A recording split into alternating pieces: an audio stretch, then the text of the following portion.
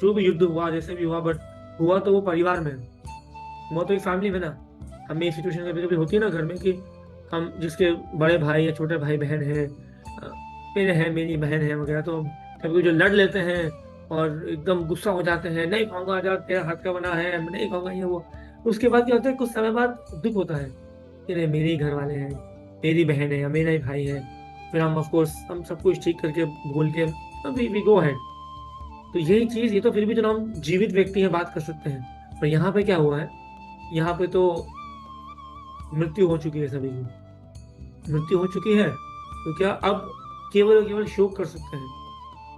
इसीलिए कहा जाता है ना कि किसी से जो भी गिले शिकवे हैं, किसी से कुछ कहना है, we should speak till we and that person is alive.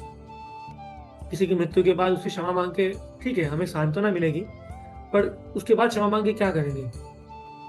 जो व्यक्ति आपको क्षमा कर सकता था वो तो रहा ही नहीं।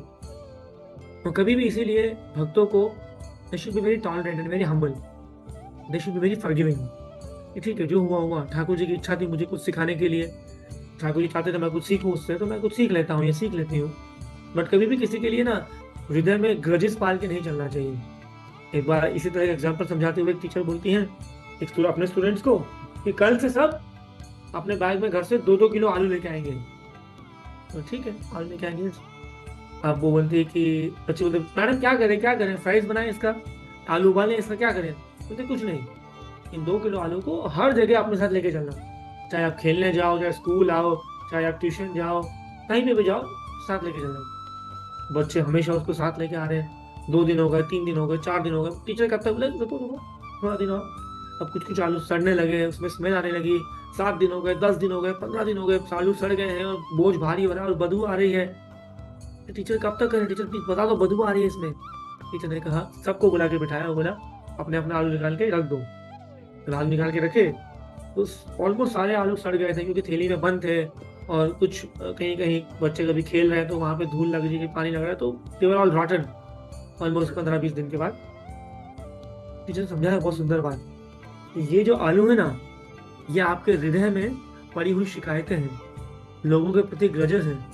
हम लोगों को लगता है कि नहीं, कुछ भी हो जाए मैं इसे माफ नहीं करने वाला। अरे क्या फर्क पड़ता है, जस्ट फॉरगेट एंड फॉरगिव। हमें जाके उसको ढिंढोरा नहीं पीटना है कि मैंने अनीशा को 5 साल बाद माफ कर दिया है, मैं कितना बड़ा। नहीं, we forget and forgive from our heart. हमें किसी को जाके बताना भी नहीं है कि मैंने तुझे माफ किया, जा जी ले अपनी जिंदगी। No no, nothing like that. Just forgive, because once you will forgive people, हृदय से बहुत बड़ा एक गांठ निकल जाती है, he will be able to freely express. ये फिर कुछ इनिबिशंस नहीं रह जाते हैं। और वो कब तक कर सकते हैं, जब तक वो व्यक्ति और आप दोनों जिंदा हैं। और कभी कभी जरूरी भी नहीं है कि जाके बोलने की जरूरत है कि नीरज ठीक है छोड़ो, नहीं, बस यू फॉरगेट कि ठीक है, जो हुआ हुआ, मेरी गलती थी, दैट्स इट, दैट्स इट। क्योंकि रिवेंज लेने से ज्यादा बड़ा होता है क्षमा करने वाला। इसमें फायदा भी है, जिसको क्षमा किया गया ना, वो सोचता रहेगा कि मैंने ऐसा क्या किया, तो उसने मुझे माफ, ऐसा क्या किया मैंने। इसका मतलब ये नहीं है कि कोई आपको गाल में थप्पड़ मारे तो दूसरा गाल आगे कर देना, दैट इज स्टुपिडिटी। यहाँ हम क्या बात कर रहे हैं कि हमें कुछ 6 महीने, 1 साल, 1 महीना, 2 दिन, 2 साल पहले कुछ बुरा लगा किसी चीज का, किसी भक्त के प्रति, किसी वैष्णव के प्रति, किसी व्यक्ति के प्रति, किसी घरवाले के प्रति, तो हम वो गांठ बना के बैठ गए। तो forget, forgive, no problem. But this does not mean कि किसी ने आपको अगर मेंटली फिजिकली हैरेस किया है, हैरेस आप समझ रहे हैं मैं किस लेवल में बोल रहा हूँ, उसके लिए मैं सब नहीं कह रहा हूँ मैं। बट कभी होता ना कि तूने उस दिन वड़ा पाव में मुझे वड़ा दिया, पाव नहीं दिया, या फिर तुम मेरे बाइक ले गई थी या ले गए थे और ऐसा हुआ था, वो जो भी बातें रहती है जीवन में, let them just go, just go away. क्योंकि हमारा लक्ष्य क्या है, हमारा लक्ष्य है, ऊंचा लक्ष्य है, गोलोक वृंदावन लक्ष्य है हमारा। वहां पर भगवान ये सब चीजें अलाउ नहीं करेंगे ना, काम क्रोध लोभ मोह मत, ही विल नॉट अलाउ।